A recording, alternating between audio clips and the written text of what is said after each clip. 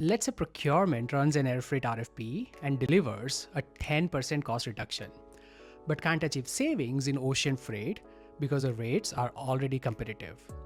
In this situation, the more the organization uses air freight, the more savings procurement records. But in reality, the organization is actually losing money.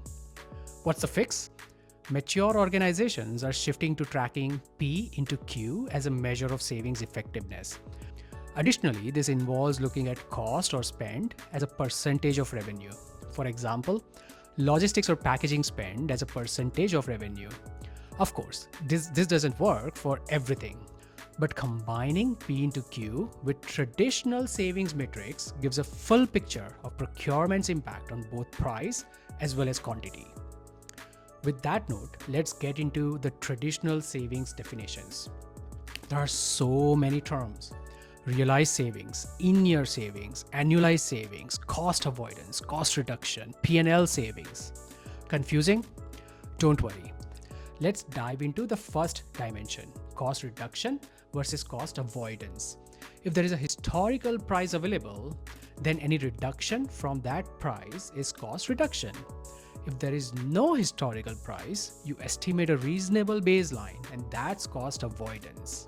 But cost avoidance is a necessary evil in keeping prices in check for new as well as capital purchases. Now, let's look at the second dimension: time.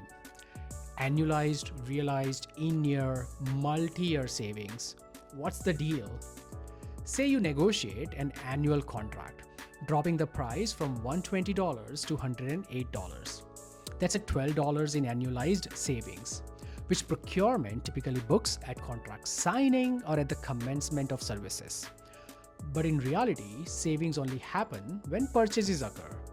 So in month 5, your realized savings is $5. In month 7, it's $7, and so on. What if it's a 3-year contract at $108 per year?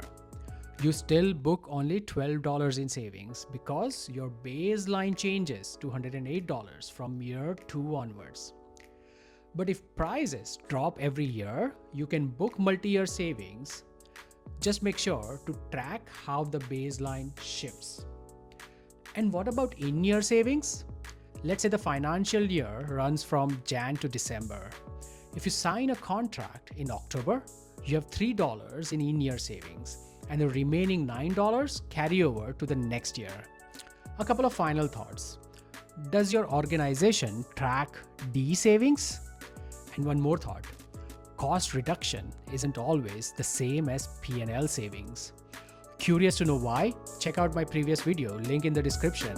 Until next time, keep growing 2 minutes at a time.